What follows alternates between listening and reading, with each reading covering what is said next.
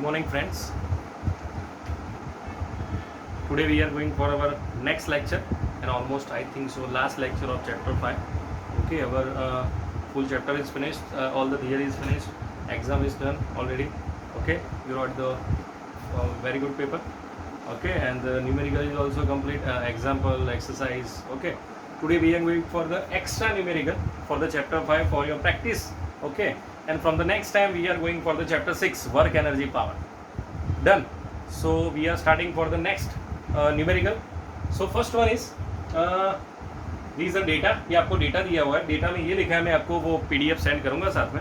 ठीक है, तो डेटा में ये दिया है भाई आपको कि भाई एक गन सोल्जर है, उसने अपने हाथ में एक गन रखी है, मशीन गन. ठीक है, उसमें से वो जो बुलेट है, बुलेट का मास दिया है 50 ग्राम.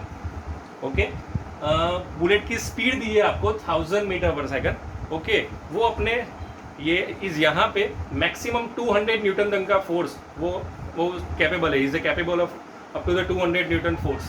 ओके, और टाइम दिया है आपको 1 सेकंड. तो ये पूछा है कि 1 सेकंड में कितनी नंबर ऑफ बुलेट फायर कर सकता है विद इन 1 सेकंड. 1 सेकंड में वो कितनी नंबर ऑफ बुलेट फायर कर सकता है. बुलेट का मास दिया है, उसकी स्पीड दी है, हमें फोर्स दिया है और टाइम दिया है. हमें number of bullet find out करनी है. ठीक है, तो स्टार्ट करें. सबसे पहले find the number of bullet. तो सबसे पहले हमें नंबर ऑफ बुलेट चाहिए. आपको पता है नंबर ऑफ बुलेट कितनी होगी? नो, मुझे भी नहीं पता है. तो हम सपोज करेंगे, suppose the number of bullet is equal to N. Number of bullet equal to N. ठीक है, कौन सी फॉर्मूला यूज कर सकते हैं? हमें फोर्स दिया है, मास दिया है, स्पीड दी है, टाइम दिया है, नंबर ऑफ बुलेट चाहिए. Okay, third law of motion, F equal to D P by D T. F equal to D P by D T. F मतलब फोर्स, पी मतलब change in momentum M V, और D T मतलब time. अभी मुझे पता नहीं है कि नंबर ऑफ बुलेट कितनी, इसलिए मैंने सपोज कर दिया एन नंबर ऑफ बुलेट. इसलिए मैंने यहाँ पे एन को यहाँ पे मल्टीप्लाई किया इनटू एम वी के साथ. ठीक है, हमारे पास फोर्स है, मास है, वेलोसिटी है, टाइम है, तो नंबर ऑफ बुलेट मिल जाएगी. ठीक है, सपोज मैं स्मॉल एन को सब्जेक्ट बना रहा हूँ, तो हमारा आंसर आएगा F T upon M V. ठीक है, फोर्स कितना 200, टाइम कितना 1, तो यहाँ पे तो आ जाएगा 200. ठीक है, चलो नेक्स्ट, मास इनटू वेलोसिटी. मास कितना है 0.50 ग्राम दिया है भाई. सबसे पहले 50 ग्राम को किलोग्राम में कन्वर्ट करना पड़ेगा. 0.05 क्या हो जाएगा? 0.05 इंटू 1000. 0.05 इंटू 1000 में क्या हो जाएगा? Final answer 50. सो 200 अपॉन 50 मतलब योर फाइनल आंसर इज 4. तो 1 सेकंड में 50 ग्राम की, जिसकी स्पीड है 1000 मीटर पर सेकंड, और मैक्सिमम हम फोर्स कर सकते हैं कैपेबल 200 न्यूटन, तो 1 सेकंड में हम कितनी बुलेट फायर कर सकते हैं? हम मतलब वो सोच दे वो 4. So number of bullet fire in 1 second is 4. कोई डाउट यहाँ तक? श्योर? देख लो एक बार शांति से. डन है? Okay, good. नेक्स्ट वन भाई, एक इसमें बेसिकली ये डायग्राम था, लेकिन ऐसा कि भाई एक टेबल है, टेबल के सेंटर में हमने एक होल किया है. ओके, उस होल में से एक स्ट्रिंग यहाँ पे डाल रहे हैं, एक स्ट्रिंग यहाँ पे डाल रहे हैं, मतलब यहाँ पे सर्कुलर मोशन करेगा ये ऑब्जेक्ट. ओके, तो यहाँ पे ये सर्कुलर मोशन करेगा और यहाँ पे एक स्ट्रिंग यहाँ पे है. तो हमें मास दिया है, ये जो पोर्शन है उसका मास दिया है 10 किलोग्राम. ये जो मोशन कर रहा है उसकी स्पीड है 5 मीटर पर सेकंड. ये जो सर्कुलर मोशन है उसकी रेडियस है 2 मीटर. तो हमें ये कैपिटल एम है ना, उसकी वैल्यू चाहिए कि उसका मास कितना होगा. What is the mass of capital M? Basically ये डायग्राम है. ठीक है, तो अभी हमें करना पड़ेगा. लेट्स सी कैसे कर रहे हैं. कोई आइडिया? सोचो, सर्कुलर मोशन है तो 4th चैप्टर की फॉर्मूला यूज कर सकते हैं. सबसे पहले तो यहाँ पे नीचे कौन सा फोर्स? mg. ऊपर टेंशन. यहाँ पे सेंटर की जगह पे सेंट्रीपिटल फोर्स, और यहाँ पे एक फोर्स लग जाएगा टेंशन. मतलब यहाँ पे भी टेंशन है, यहाँ पे भी टेंशन है. सबसे पहले सपोज मैं ऊपर की बात करूं तो T equal to F C, first equation. दूसरी equation T equal to M G. भाई तो यहाँ पे भी T है, यहाँ पे भी T है, तो मैं दोनों T को कंपेयर करूँ तो मेरा फाइनल आंसर आएगा F C equal to M G. Okay, F C मतलब क्या? mv²/r। ठीक है, चलो अभी मेरे पास स्मॉल m कितना है 10 kg, वेलोसिटी कितनी है 5, उसका स्क्वायर करना पड़ेगा, रेडियस 2, कैपिटल M पता नहीं और g की जगह पे 10। चलो अभी सब वैल्यू पुट आउट कर रहे हैं तो हमें फाइनल आंसर मिल जाएगा। ठीक है, चलो सबसे पहले यहाँ पे मास कितना 10, वेलोसिटी 25, रेडियस 2, कैपिटल M पता नहीं एंड स्मॉल g मतलब 10। लिख लो भी ध्यान से।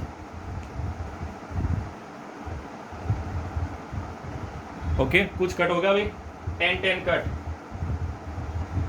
25/2 मतलब मास कितना होगा 12.5 किलोग्राम। डन जे भाई, इट्स अ फाइनल आंसर कि अगर ये m है 10 किलोग्राम का, वो स्पीड सर्कुलर मोशन कर रहा है with the speed of 5 metre per second of the radius of circle 2 metre, तो ये जो उसके नीचे हमने जो कैपिटल M लगाया है, जो ये मोशन कर रहा है लेकिन वो तो नीचे ही है, तो वो कितने मास का होगा जिससे वो स्ट्रिंग टूटे नहीं, तो वो मास होगा मैक्सिमम 12.5। 12.5 तक अगर होगा मास तो वो स्ट्रिंग नहीं टूटेगी, लेकिन अगर उससे ज्यादा होगा तो कट हो जाएगी।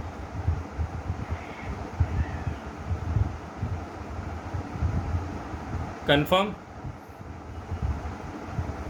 श्योर, लॉक किया जाए। ये लिख दिया तो मैं रब कर लूँ और दूसरा लिखे अभी।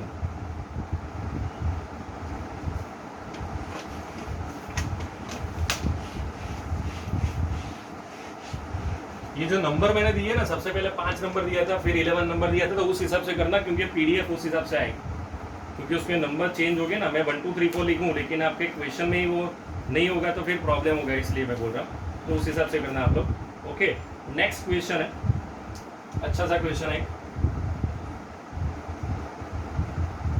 ये लिखा है कि एक ट्रेन है, ये उसका इंजन, और टोटल 25 वैगन है इसमें, टोटल 25, उसके पीछे जो डब्बे होते हैं ना वो। तो हमें ये पूछा है, मैं स्टेटमेंट रीड कर लेता हूं एक बार तो आपको समझ में आए।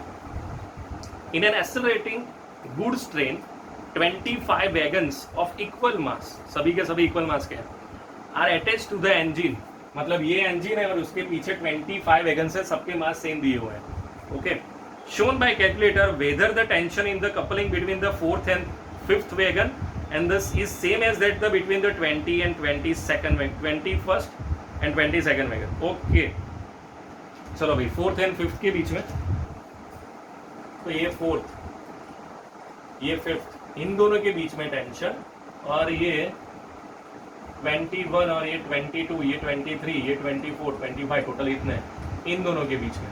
तो ये टेंशन और ये टेंशन, इन दोनों में से बड़ा टेंशन कौन है? सर सबसे बड़ा टेंशन तो ये साइंस ही है। नहीं, उसकी बात नहीं कर रहा मैं, उसके अलावा जो है उसकी बात कर रहा हूँ कि भाई ये वाला टेंशन सपोज T1 और ये वाला टेंशन सपोज T2, तो इन दोनों में बड़ा कौन, वो हमें फाइंड आउट करना है।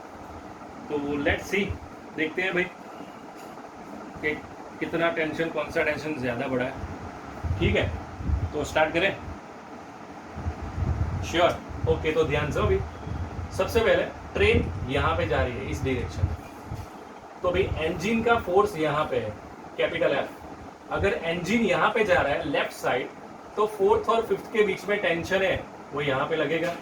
यस, टेंशन यहाँ पे लगेगा। 4th और 5th के बीच में जो भी फ्रिक्शन होगा वो भी यहाँ पे ही लगेगा। तो अभी ध्यान रखना, 4th और 5th के बीच मतलब क्या, उससे पहले टोटल 4 वैगन थे, तो चारों का चारों फ्रिक्शन लगेगा, सो 4 टाइम Fs। और 4th और 5th के बीच शूडो फोर्स भी लगेगा क्योंकि स्ट्रिंग से कनेक्ट किया है, इसलिए। अगर स्ट्रिंग नहीं होती तो शूडो नहीं होता, लेकिन स्ट्रिंग है मतलब वैगन है, तो उसके बीच में वो होती है ना chain, one type of. Okay, तो यहाँ पे उसका शूडो भी लगेगा 4 टाइम, क्योंकि 4th और 5th मतलब 1 2 3 4। तो ये किसका हुआ आंसर, 4th और 5th के बीच F equal to T plus 4Fs plus 4Ma। It's a first equation. Same to same, ये अभी हमें 21 और 22 के बीच में चाहिए, सेम टू सेम, तो उसमें भी यही होगा, फोर्स यहाँ पे लगेगा, इन दोनों के बीच का टेंशन यहाँ पे मैंने 4 लिखा, लेकिन यहाँ पे हम क्या लिखेंगे 21 Fs और यहाँ पे लिखेंगे 21 Ma। ओके, एक बार ध्यान से ये इक्वेशन देखो और समझो कि मैंने क्या किया। ध्यान से हो, जल्दी नहीं है भाई, ध्यान से देखो। ओके, हमें ये चाहिए दोनों में से बड़ा टेंशन कौन सा है। तो चलो सबसे पहले मैं इसको सब्जेक्ट बनाता हूँ टी, तो f -4s -4ma, it's a first equation. Next f -21fs -21ma, it's a second equation. या फिर मैं इसको a और b बोल रहा हूँ। चलो सपोज यहाँ पे मैं T1 लिख रहा हूँ, यहाँ पे मैं T2 लिख रहा हूँ, मतलब आपको कोई प्रॉब्लम ना है। T2 C2 नहीं बोला भाई मैंने, T2 बोला। क्या बोला? T2। ठीक है भाई, चलो कंफर्म। तो अभी ध्यान से यहाँ पे कैलकुलेशन या फिर थोड़ा लॉजिक यूज करना पड़ेगा। ओके, लॉजिकल आंसर है कि T1 बड़ा या T2 बड़ा। चलो सबसे पहले आप लोग बोलो यस।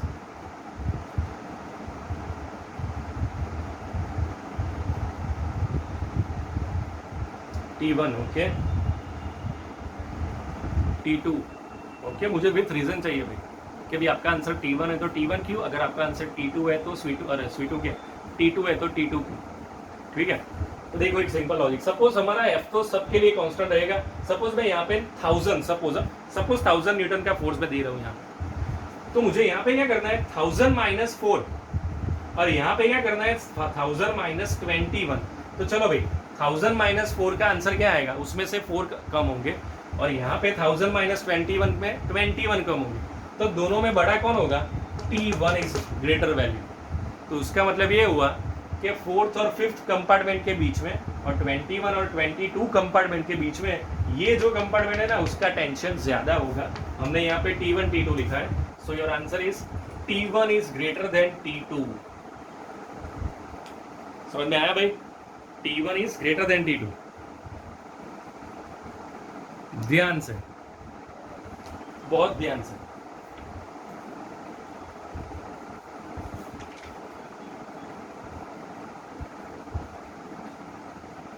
कंफर्म, लॉक किया जाए। ये सब एक्स्ट्रा क्वेश्चन है भाई, आप लोगों को ध्यान से करना पड़ेगा। ओके, प्लीज ध्यान रखना। ऐसा नहीं है कि सिर्फ टेक्स्ट बुक के इक्वेशन करने, उसके बाहर के भी इक्वेशन करने पड़ेंगे प्रैक्टिस के लिए।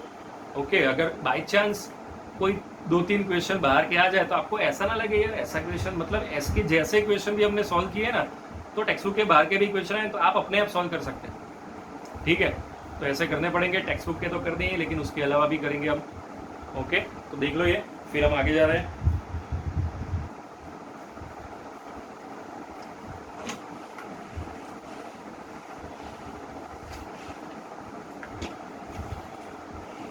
नेक्स्ट, वो भी बहुत अच्छा क्वेश्चन है।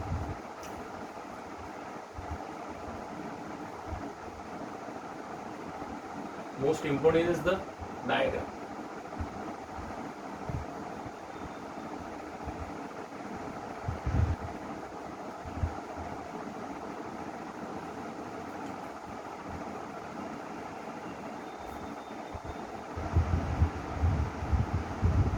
पहले ये क्वेश्चन आप लोग ट्राई करो, मैं वेट कर रहा हूँ। ऐसा इसके जैसा क्वेश्चन हमने किया था एक, इसलिए मैं बोल रहा हूँ कि पहले ये क्वेश्चन आप लोग ट्राई करो।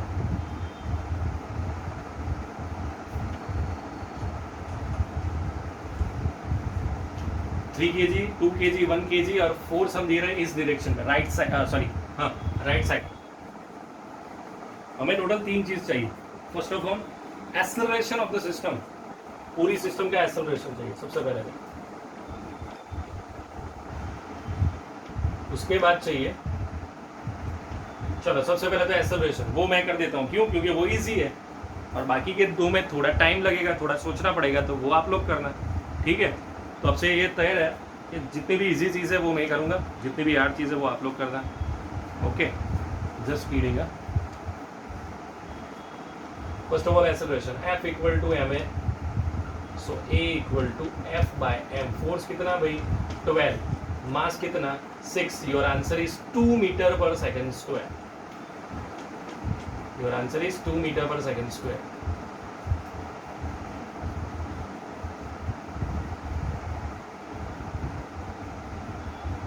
भाई सेकंड में ये पूछा है कि M1 और M2 के बीच में,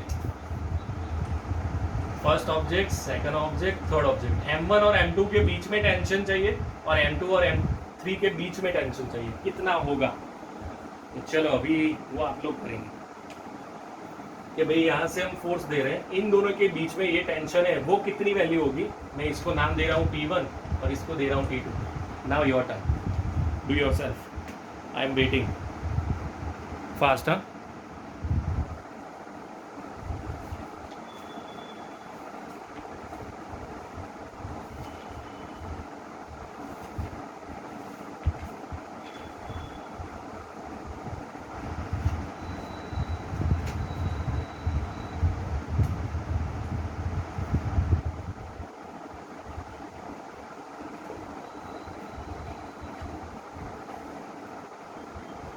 एक स्टूडेंट का पता नहीं, मुझे नाम नहीं पता है, 5.13 में प्रॉब्लम था कुछ एक्सरसाइज में, वो हमने किया है यार.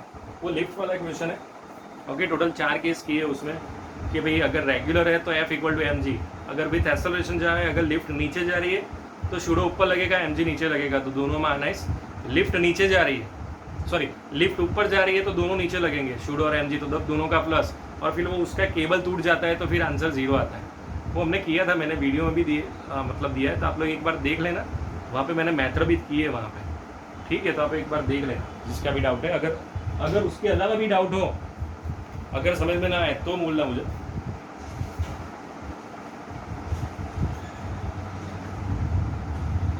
यस, क्या है अभी T1 का आंसर? 4, 2 आया, 4 आया, 6 आया या 10 आया? 6 में 10. यस है भाई, राइट आंसर. कैसे? चलो भाई, सबसे पहले इन दोनों की बात करें. सपोज इन दोनों के बीच में टेंशन यहाँ पे लग रहा है, ठीक है, T यहाँ पे लग रहा है, मुझे टेंशन चाहिए. तो अगर हम पूरे ऑब्जेक्ट को यहाँ पे ले जा रहे हैं तो उसका शूडो तो यहाँ पे लगेगा ही. तो अभी 1 और 2 की बात करें, लेकिन साथ में 3 भी जाएगा ना. तो अगर मैं सिर्फ इस लाइन की बात कर रहा हूँ तो इन दोनों का शूडो लगेगा लेफ्ट साइड, और हम फोर्स दे रहे हैं राइट साइड.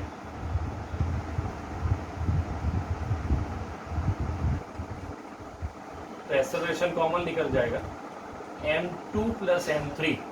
तो यहाँ पे 2 लिख रहे हैं, it's a 2 kg, 3 kg, final answer 10 Newton.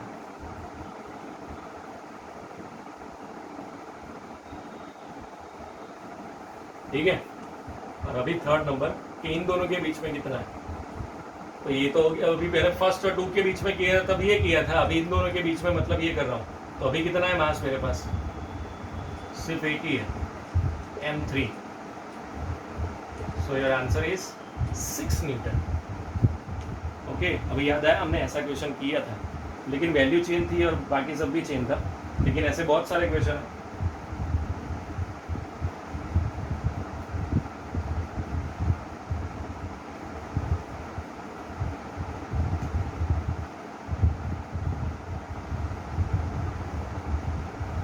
Confirm, lock किया जाए. Okay, write down next one. ये भी क्वेश्चन हमने किया था, लेकिन आई थिंक सो आपका बाकी है कि पता नहीं मुझे. ओके, ये भी क्वेश्चन हमने किया था, मैं स्टेटमेंट रीड कर रहा हूँ, आपको सॉल्व करना है. वो फोर्स है, फोर्स फाइंड आउट करना है. सबसे पहले मास दिया है हमें 100 ग्राम. फोर्स फाइंड आउट करना है आपको, और आपको डेटा दिया है. When a force act on a body of mass 100 gram, the change in its velocity is, change in velocity is 20, अंदर जो लिखा है वो लिख रहा हूँ, 20 सेंटीमीटर पर सेकंड. तो हमें चाहिए फोर्स. चलो भाई, अभी कौन सी फॉर्मूला यूज करेंगे? चेंज इन वेलोसिटी दी हमें,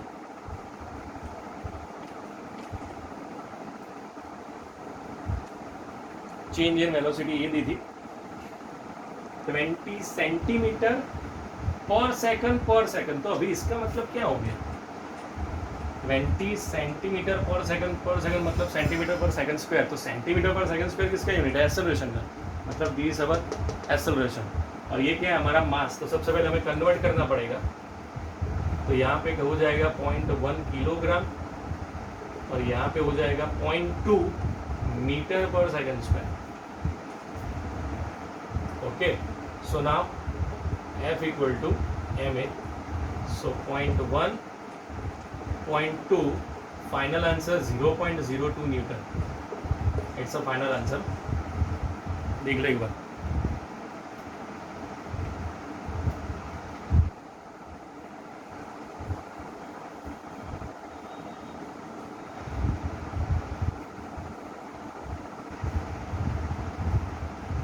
बाकी पेपर तो अच्छा ही था ना आपका, 1 मार्कर वो सब भी इजी थे सब।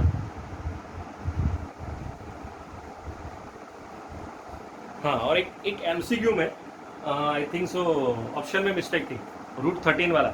मुझे दो तीन लोगों का आया था मैसेज के सर इसमें हमारा आंसर रूट 13 आ रहा है और ऑप्शन में 13 दिया है। Okay, so it is a right, मतलब root 13 is a final answer. Option में 13 दिया था जो रॉन्ग था, so root 13 is a right answer. क्योंकि ये एमसीक्यू हमने सॉल्व भी किया था लेक्चर में, अगर आपको याद हो तो।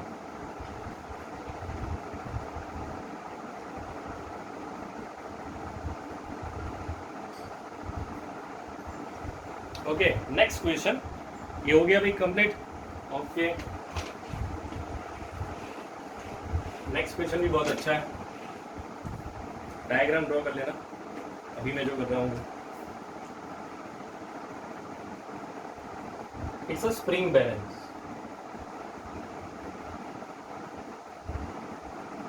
स्प्रिंग बैलेंस मतलब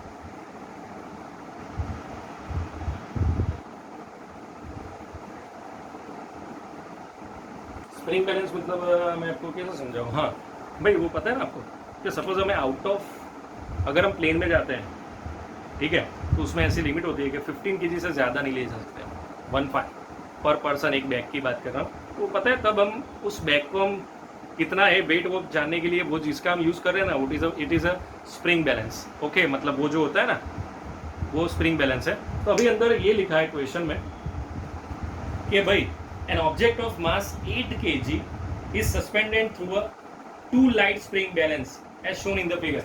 मतलब इस ऑब्जेक्ट का मास है 8 kg।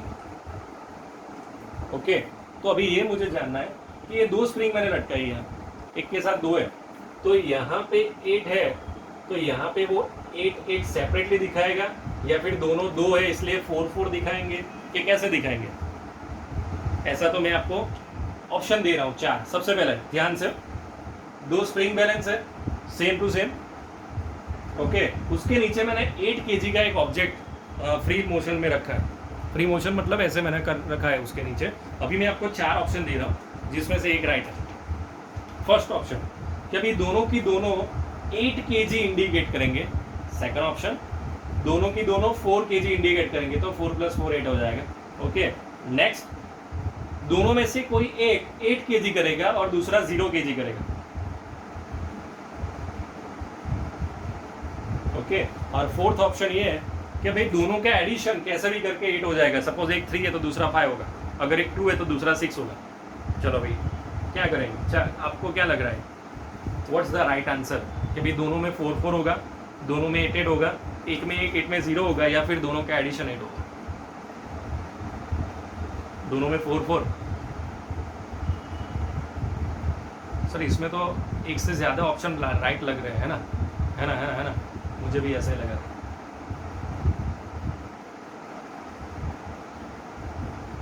Option 1 is a right, option A is, दोनों में 8 kg दिखाई देगा, दोनों में 8 kg दिखाई देगा। ओके, क्यों? चलो अभी ये हम स्टार्ट कर रहे हैं कि क्यों, ऐसा क्यों। ठीक है, अगर मैंने यहाँ पे 3 स्प्रिंग भी रखे होंगे ना, क्योंकि बेसिकली ये स्प्रिंग का काम क्या है भाई, इसका वेट करना है, तो इसका भी काम ये है, इसका भी काम ये है। इन दोनों का मास तो निग्लिजिबल है, तो आप ये सपोज सोचेंगे सर इस स्प्रिंग के नीचे ये भी स्प्रिंग है और ये भी ऑब्जेक्ट है, तो इसका मास भी ऐड होगा ना, लेकिन ये निग्लिजिबल है इन दोनों का मास। ठीक है, इसका काम क्या है कि इसके नीचे जो भी है ना उसका मास फाइंड आउट करने का। तो इसके नीचे सपोज ये, लेकिन ये निग्लिजिबल है, तो ये भी 8 kg करेगा और ये भी 8 kg करेगा। सपोज मैंने 4 स्प्रिंग बैलेंस कराए होते और उसके नीचे मैंने 8 किलोग्राम रखा होता तो चारों में 8 किलोग्राम दिखाई देता। ऐसा नहीं कि 2 2 2 2 तो 8 हो गया, ठीक है, चारों के चारों में मुझे 8 kg दिखाई देगा। So it is your final answer कि भाई सभी में सेपरेटली अगर 2 है तो दोनों में 8 kg, अगर 3 है तो तीनों में 8 kg दिखाई देगा, ठीक है। लिख दो अभी ये भी।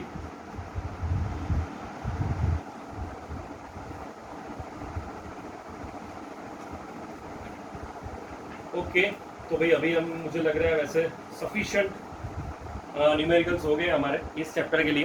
चैप्टर 5 था हमारा लॉज ऑफ मोशन, तो उसके लिए हमने बहुत बार डिस्कस किया, कितने भी टॉपिक हो गए जितने भी हमारे, उसके लिए भी बहुत सारा बार डिस्कस किया है हमने। उसके न्यूमेरिकल भी बहुत सारे किए, टेक्स्ट बुक में से तो किए सब न्यूमेरिकल, उसके बाहर के भी बहुत सारे क्वेश्चन किए। ओके और अभी हम आगे JEE में तो इस बार बहुत बहुत सुपर क्वेश्चन करने वाले हैं हम इस बार, ठीक है, बहुत मज़ा आएगा। ओके मैंने लास्ट टाइम आपको 2 क्वेश्चन ऐसे थे जिसमें हमने आपको शॉर्टकट मेथड बोली थी कि भाई ये शॉर्टकट मेथड, ऐसे इस बार बहुत सारे क्वेश्चन मैं आपको पूरी एक पैटर्न ड्रॉ करके दे दूंगा, मतलब लिख के दे दूंगा। ओके पूरी पैटर्न, मतलब कि ये हो फिक्स है, यही करना है आपको, डायरेक्ट आंसर मिल जाएगा। ऐसे बहुत सारे क्वेश्चन है तो बहुत मज़ा आएगा। और उसके अलावा भी बहुत सारे क्वेश्चन है इस बार JEE में, बहुत मज़ा आने वाला है उस चैप्टर में, जो भी नेक्स्ट लेक्चर होगा हमारे इसमें, ठीक है, JEE का। तो आई थिंक सो चैप्टर 5 के लिए it is a very perfect, मतलब सफिशिएंट किया है हमने। अगर मैं देखूंगा, अगर मेरे पास अभी और बहुत सारे क्वेश्चन है, लेकिन with respect to NCERT text book ये सफिशिएंट है। बाकी सारे क्वेश्चन है ना वो फिर उसका लेवल अप हो जाएगा, तो वो तो हम करने ही वाले हैं, लेकिन अभी के लिए इतने सफिशिएंट है। तो नेक्स्ट लेक्चर से हम चैप्टर 6 स्टार्ट कर रहे हैं कन्फर्म, ठीक है। तो हमारा आई थिंक सो मंडे आएगा नेक्स्ट लेक्चर, अभी हाँ मंडे आएगा, तो मंडे से चैप्टर 6 स्टार्ट कर रहे हैं, work energy power. Again this is most important, बहुत अच्छा चैप्टर है, इसमें हमें इंटीग्रेशन भी करना पड़ेगा। ओके मैथ्स वालों को पता होगा इंटीग्रेशन का मतलब, डिफरेंशिएशन तो आपने कर दिया चैप्टर 3 में, लेकिन बायोलॉजी वाला आप थोड़े ज़्यादा ध्यान रखना, क्योंकि इंटीग्रेशन तो बायोलॉजी में है नहीं, मतलब मैं जो फिजिक्स में हम जो करवाते हैं ओके वही आपको याद रखना पड़ेगा, क्योंकि मैथ्स वालों के पास तो ऑप्शन भी है कि भाई मैथ्स में भी सीख लेंगे, लेकिन आपके पास कोई ऑप्शन नहीं है, तो आप लोग थोड़ा ज़्यादा ध्यान देना, ठीक है। तो आज के लिए इतना रख रहे हैं, done, bye bye, see you next lecture.